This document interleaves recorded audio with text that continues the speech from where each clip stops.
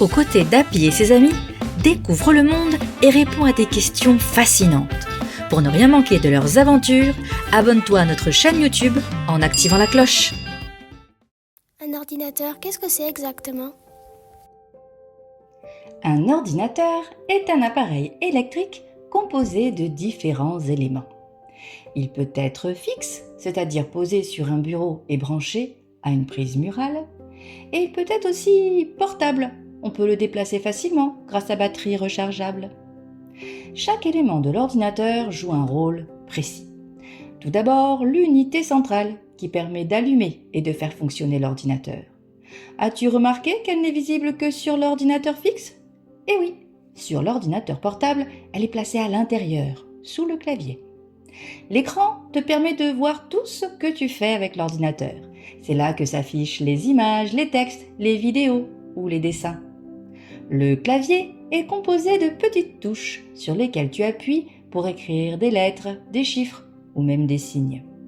Et enfin la souris, ou le pavé tactile sur un portable, qui permet de déplacer une petite flèche sur l'écran au gré des mouvements de ta main. Grâce à elle, tu peux cliquer, ouvrir ou fermer un document, lancer un jeu ou même dessiner.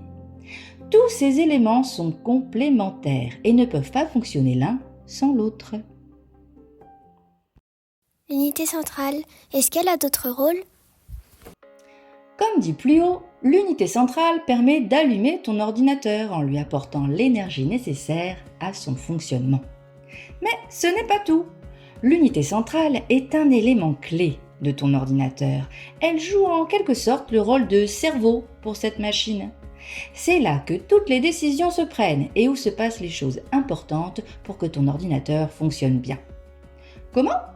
En recevant les informations qu'elle analyse pour ensuite dire aux autres parties de l'ordinateur ce qu'elles doivent faire. Par exemple, quand tu cliques sur l'icône d'un jeu, c'est l'unité centrale qui reçoit ta demande et fait en sorte que le jeu s'ouvre et se lance.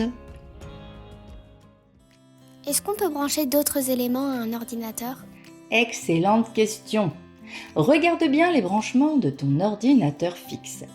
Tu verras que l'unité centrale est reliée à tous les autres éléments grâce à des fiches, qu'on appelle des ports. Ces connexions peuvent se faire avec des câbles branchés dans les fiches ou parfois sans fil, grâce à des ondes, comme le Wi-Fi. Cela veut dire que tu peux brancher d'autres appareils à ton ordinateur, par exemple une imprimante. Avec l'imprimante, l'image ou le texte que tu as créé sur l'écran sort imprimé sur une feuille de papier. C'est un peu magique, non ? Tu sais maintenant qu'un ordinateur est composé de différents éléments complémentaires, dont l'unité centrale qui a un rôle essentiel. Tous les composants sont reliés entre eux par câble ou par onde.